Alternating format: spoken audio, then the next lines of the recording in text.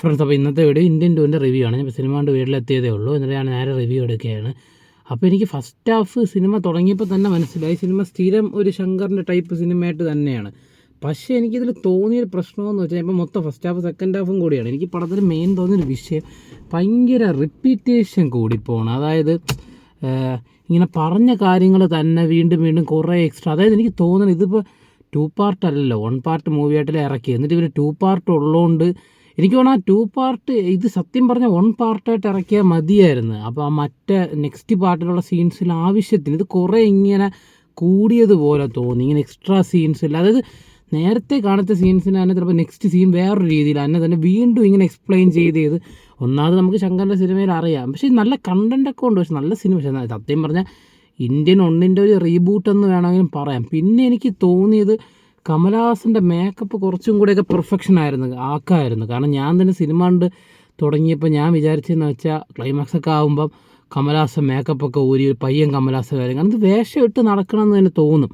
അല്ലാതെ അങ്ങനെ ചില സ്ഥലത്തൊക്കെ പെർഫെക്ഷൻ ഉണ്ട്. എങ്കിലും ക്ലൈമാക്സ് ഫൈറ്റൊക്കെ രസമുണ്ട്. പക്ഷേ എങ്കിലും നമുക്ക് എന്തോ ഒരു വലിയൊരു സുഖം കിട്ടണില്ല. പിന്നെ നെടുമുടി വേണുവിൻ്റെ ഗ്രാഫിക്സ് നമുക്കറിയാം, അത് AI വെച്ച് ചെയ്തേ മനസ്സിലാവും. പക്ഷേ എങ്കിലും അത് നമുക്ക് സഹിക്കാം. കാരണം അവർ ഈ ടെക്നോളജി ഇതോടെ യൂസ് ചെയ്ത് ഇത്രയെങ്കിലും ചെയ്തില്ലേ. കാരണം ഇനി ഫ്യൂച്ചറിൽ നമ്മളിത് പ്രോത്സാഹിപ്പിച്ചാലേ ഇനി ഫ്യൂച്ചറിൽ ഇതേപോലെയൊക്കെ അവർ പരീക്ഷിക്കും. അപ്പോൾ ഇനി ഫ്യൂച്ചറിൽ കുറച്ചും കൂടെ നന്നാവും. പിന്നെ ഇപ്പം വിവേകിൻ്റെ കാര്യം ആയാലും നമുക്ക് ചിലയിടത്ത് തോന്നും ഇത് CGI ആണെന്ന് മനസ്സിലാവും. പക്ഷെ വിവേകിൻ്റെ കുറച്ചും കൂടെ പെർഫെക്ഷൻ ഉണ്ടായിരുന്നു. നെടുമുടി വേണുവിൻ്റെ ചില സ്ഥലത്ത് ഇത്തിരി ബോറായിരുന്നു. പിന്നെ ഇതിൽ ഈ വർമ്മം എന്ന് പറഞ്ഞ് കാണിച്ച കുറച്ച് ഓവറായിപ്പോയി. പക്ഷേ നല്ല കിടിലമൊക്കെ എനിക്ക്. പക്ഷേ ഇതിൻ്റെ ഈ 3rd പാർട്ടിൻ്റെ ട്രെയിലർ ഭയങ്കര പടത്തിനെക്കാളും ട്രെയിലർ കണ്ടപ്പോൾ ഇഷ്ടപ്പെട്ടു. പക്ഷേ ഇതിൻ്റെ ഒരു പ്രശ്നമെന്ന് വെച്ചാൽ നമുക്ക് 3 ആണെങ്കിലും വലിയ എക്സ്പെക്റ്റേഷൻ ഇല്ല. ആ ഒരു 3യിൽ ഒരു ഇതുണ്ട്, വേറൊരു കമലഹാസൻ്റെ ലുക്കുണ്ട്. അതൊക്കെ നമുക്ക് കാണുമ്പോൾ ഒരു ഹൈപ്പുണ്ട്. എങ്കിലും ഇനി 3 ആയാലും ഈ കഥയല്ലേ വീണ്ടും പറയും. സംഭവം എന്ന് വെച്ചാൽ ഇതിലുള്ളതിൻ്റെ ഒരു ബാക്കി റിവെഞ്ച് സ്റ്റോറി എന്ന് പറയാനും ഇല്ല. ഒന്നിലെന്ന് വെച്ചാൽ റിവെഞ്ച് സ്റ്റോറി എന്നെങ്കിലും പറയാം. ഇതിൽ എനിക്കെന്തോ സംഭവം എന്ന് വെച്ചാൽ എനിക്ക് ഇഷ്ടപ്പെട്ടു. പക്ഷേ ഞാൻ ഈ 1 കണ്ടിട്ട് ഞാൻ ആൾറെഡി പണ്ട് കുറേ കണ്ടിട്ടുണ്ട്. ഇതിന് മുമ്പ് ഞാൻ കഴിഞ്ഞ ആഴ്ചയും കണ്ടു. പിന്നെ ഇന്ന് കാണാൻ പോകുന്നതുകൊണ്ട് ഇന്ന് ഇരുന്ന് വീണ്ടും കണ്ടു. അപ്പോൾ ഈ 1 കണ്ടിട്ട് ആ ഒരു ഇത് കിട്ടണില്ല. എന്നുവെച്ചാൽ ഈ 1ലുള്ള കുറേ സെയിം മ്യൂസിക്കാണ് ഇതിൽ യൂസ് ചെയ്തിട്ടുള്ളത്.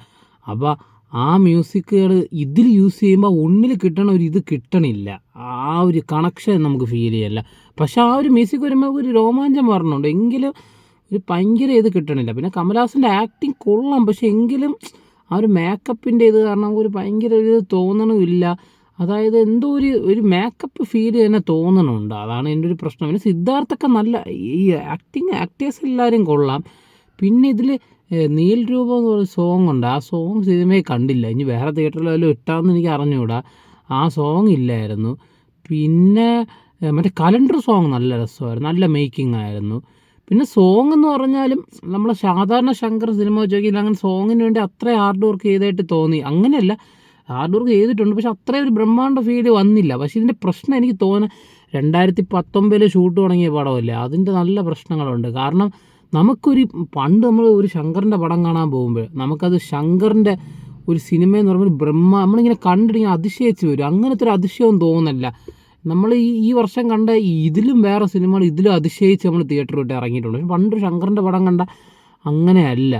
അപ്പോൾ ഇത് 3 ഇനി അവർ എന്ത് ചെയ്യുമെന്നാണ്. 3 എടുത്താൽ നമുക്കറിയാം ഇതൊക്കെ തന്നെ ഈ കണ്ട കാര്യങ്ങൾ തന്നെ ആയിരിക്കും ഇനി 3യിലും വരാൻ പോകണം. പിന്നെ എക്സ്ട്രാ ആയിട്ട് അച്ഛൻ്റെ ഫ്ലാഷ് ബാക്ക്. പിന്നെ രാഹുൽ പ്രീത് സിംഗ് ഇങ്ങനെ ഉണ്ടെന്നേ ഉള്ളൂ. ഭയങ്കര ഒരു കിടന്ന റോഡൊന്നും പറയാനില്ല. അതിനേക്കാളും പ്രിയ ഭവനി ശങ്കറിന് നല്ല റോളുണ്ട്. ഒരു കൂടെയുള്ള ഫ്രണ്ട്സായിട്ടുള്ളവരും മറ്റേ അയൻ സിനിമയിൽ സൂര്യയുടെ ഫ്രണ്ടായിട്ടുള്ള പേര് മറന്നു, അതൊക്കെ നല്ല റോളായിരുന്നു.